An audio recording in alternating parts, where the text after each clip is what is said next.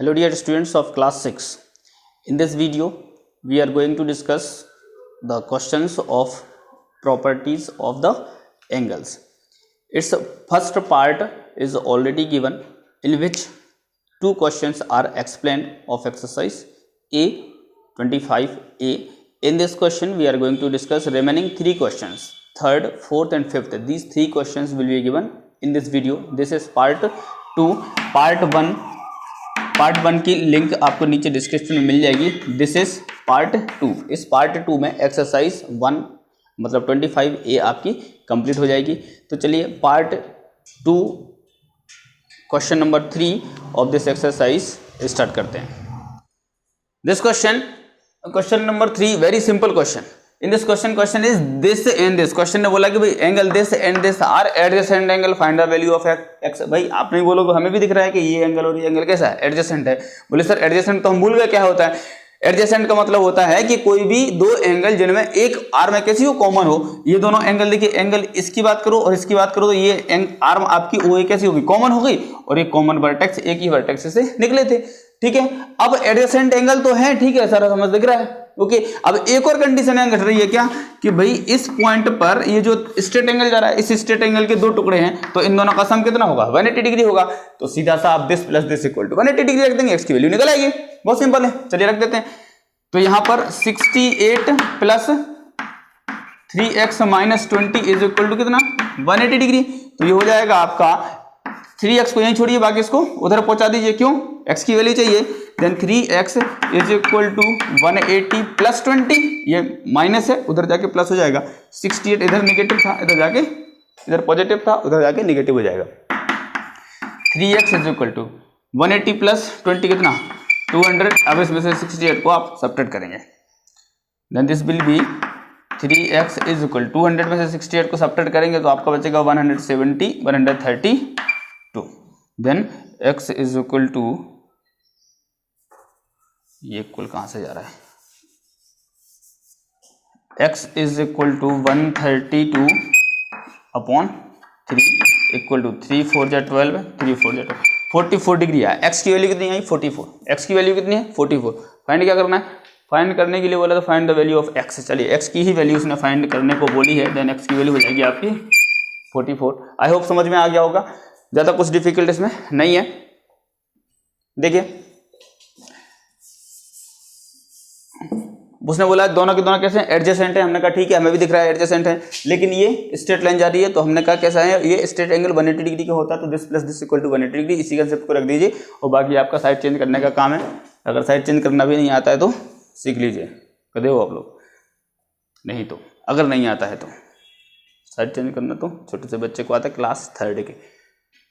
चलिए खैर, अगर कोई डाउट है तो आप जूम मीटिंग में इसको क्लियर कर लेंगे.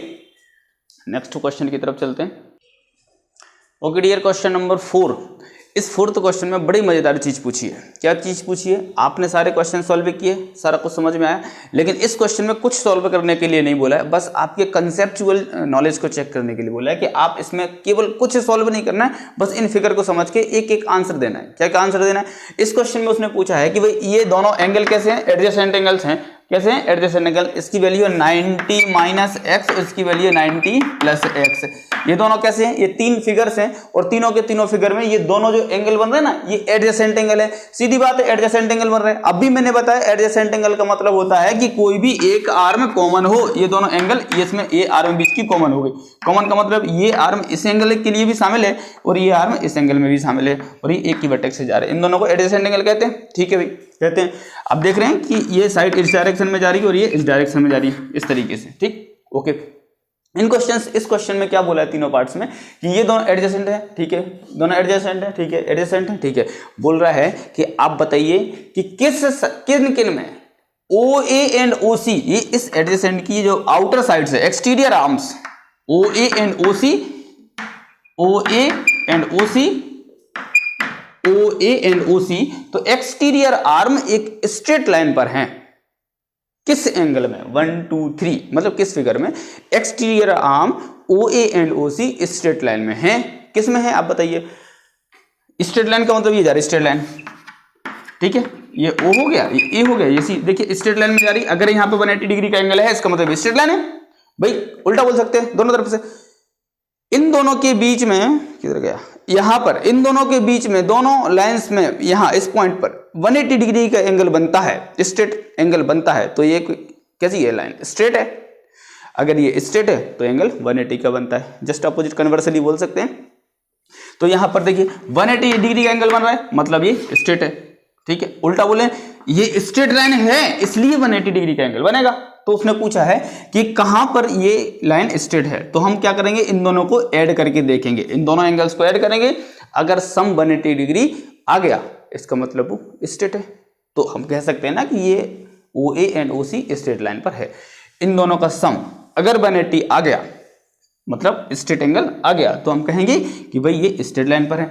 इन दोनों का सम अगर 180 डिग्री आ गया तो हम कहेंगे कि ये दोनों कैसी स्ट्रेट लाइन पर हैं। ये है बस अकेला कंसेप्ट। तो ये आपके दिमाग में आना चाहिए कि हम चेक कैसे करें। ये तो मैंने बोल दिया, देख ले सम देख लो 180 डिग्री आ जाए, ये तो कोई भी कर लेगा सम, ऐड ही तो करना है अकेला। लेकिन ये दिमाग में आपके आना चाहिए कि करना क्या है, किसी एक क्वेश्चन में करना क्या है, सीखना है। कैसे करना है वो तो हर स्टूडेंट जानता है। क्वेश्चन को पढ़ के करना क्या है ये आपको सीखना है, ठीक है। कैलकुलेशन तो कोई भी कर लेता है। चलिए तो क्या करना है कि हमें इसमें चेक करना है, तो हम सीधा सा इन दोनों का सम निकालेंगे। अगर इन दोनों का सम 180 डिग्री आता है तो हम कहेंगे ये OA and OC exterior arms OA and OC are on the straight line. Then here 90 minus x plus 90 plus x is equal to, x से एक्स कट गया, देखिए 90 एंड 90 180 डिग्री, तो ये हो जाएगा आपका yes OA and OC are on straight line. इसको check करेंगे 97 प्लस 83, तो इसको हमने चेक किया 0 80 180 डिग्री, ये भी, इसको भी करेंगे yes OA and OC are on straight line. इसको भी देखेंगे 88 प्लस 100 12 डिग्री, तो ये 10 11 और ये हो जाएगा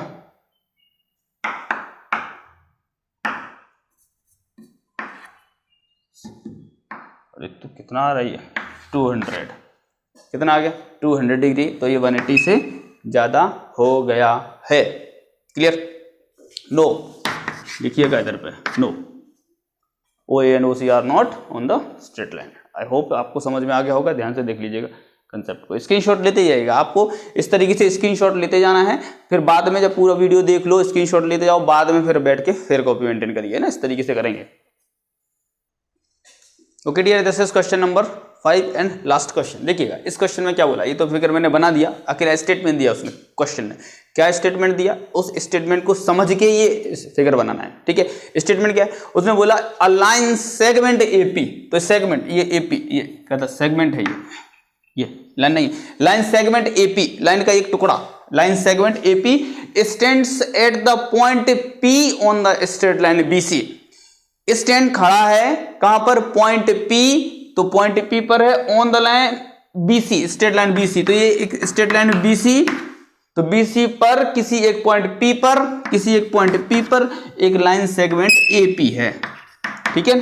ठीक, अब उसी में बोल रहा है कि APB की वैल्यू है आपकी 5x माइनस 40 एंड APC की वैल्यू है आपकी x प्लस 10। तो find the value of x and कोई सा एक एंगल और पूछा है, अभी देखते हैं। तो ये चीज क्वेश्चन में दी है, उस स्टेटमेंट को पढ़ के हमने फिगर बनाया, ठीक है।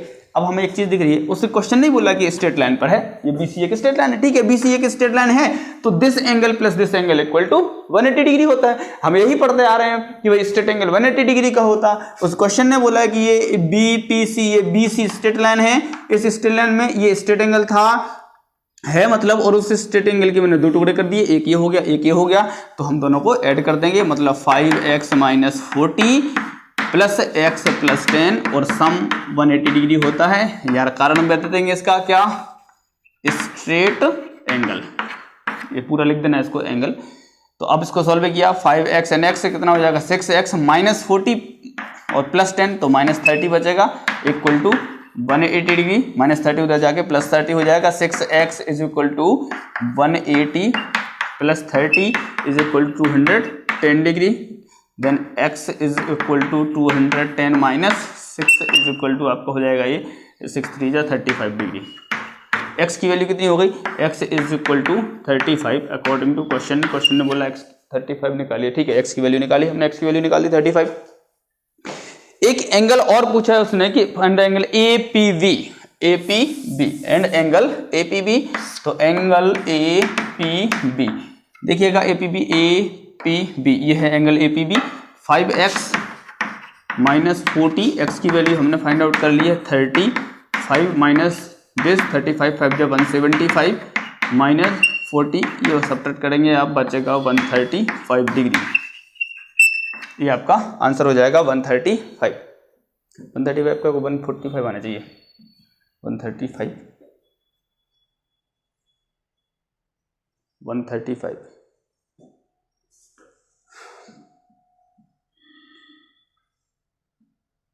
ठीक है, okay, I hope is that clear. 135 x की वैल्यू रखी हमने 35, मल्टीप्लाई किया 175 में से 40 को सेपरेट किया 35, कुछ भी डिफिकल्ट नहीं है, स्ट्रेट एंगल था, दोनों को सम कर दिया, ऐड कर दिया, सम 180 डिग्री का होता है, ये हमने देख लिया था। आई होप आपको समझ में आ गया होगा।